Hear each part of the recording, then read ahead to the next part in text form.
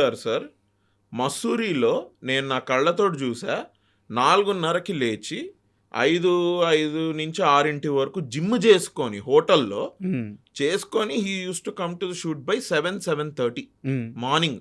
వాడ ఇది Mussoorie is a great place, but అక్కడ ఫుడ్లో ఎవరు ఉప్పు కారాలు వేయట్లేదండి.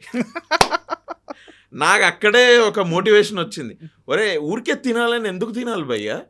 అండ్ సార్ మాట్లాడుతుంటే హీ టోల్డ్ మీ, నేను 800 to 1000 క్యాలరీస్ కంటే ఎక్కువ తినట్లేదని. ఐ యూస్ టు సీ 9ంటికి సార్కి బ్రేక్ఫాస్ట్ వచ్చేది, ఇంత పెద్ద ప్లేట్లో ఒక లిడ్ పెట్టి ఆ అబ్బాయి తెచ్చి ఇలా ముందు సార్ కూర్చుంటే ఒక టేబుల్ వేస్తే పెట్టేవాళ్ళు, ఇట్లా తీస్తే ఒక ఆమ్లెట్ ఉండేది దానిలో. అనుకునేవాడిని, ఒక ఆమ్లెట్కి ఇంత పెద్ద ప్లేట్ పెట్టుకొని దానికి ఇది పెట్టి ఇచ్చావేంట్రా నువ్వు అని. అలా నేను మనసులో అనుకున్నాను. But sir use to eat like that. Work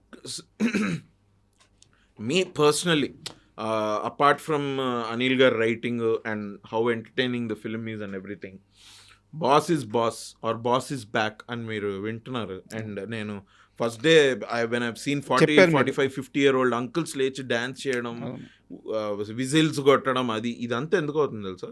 I also, one of the strong reasons is that sir has become more fit. That is one of the reasons why it is happening.